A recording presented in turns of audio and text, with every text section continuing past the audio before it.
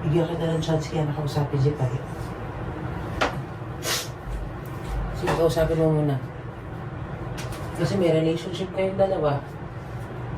Ito ba yung sinasabi mo, di ba? Either way naman. Nangyayari na. Ayusin mo buhay mo, kaya nga.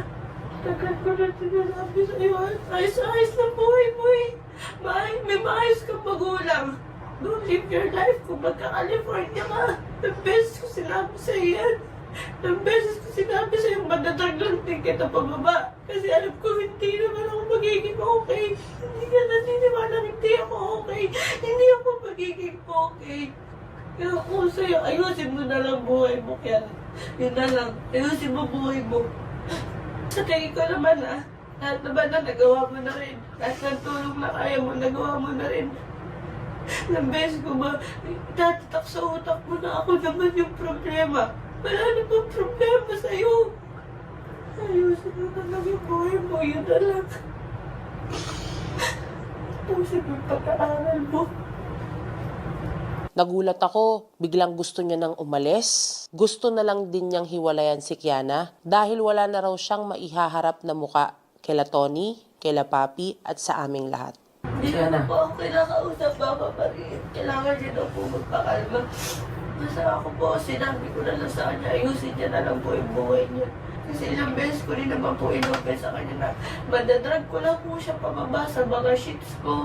Hindi naman po siya yung problema. Ako naman po. Okay naman po siya sa pamilya niya. May maayos kang pamilya. Nag-aaral ka ng magulang mo. Okay ka nun. A few minutes later. Si Paye yung nakipaghiwalay, hindi na kumikibo si Kiana. Pero siya pa rin yung nag-initiate na gusto niyang makipag-usap kay Kiana. Alam mo yun, gusto lang niyang magpahabol at magpabebe. Nakakasawa yung ganun, hindi mo alam kung anong gusto. Gusto lang pala magpahabol. Paye, break na ba kayo? Iwalay na ba kayo? Talaga? Paye? Sa pa po kami natin. Bakit hindi na kayo break? Akala ko ba decided na to kanina? Anong dahilan mo? Bakit binabawi mo pakikipag-break mo kay Kiana? Hindi, sinabihan din po ako ni Mama Marie. Mag-decision po ako pag hindi na po ako emotional po. So, kailangan sabihin pa yun sa'yo ni ate bago mo maisip na huwag ka mag-decide pagka emotional ka.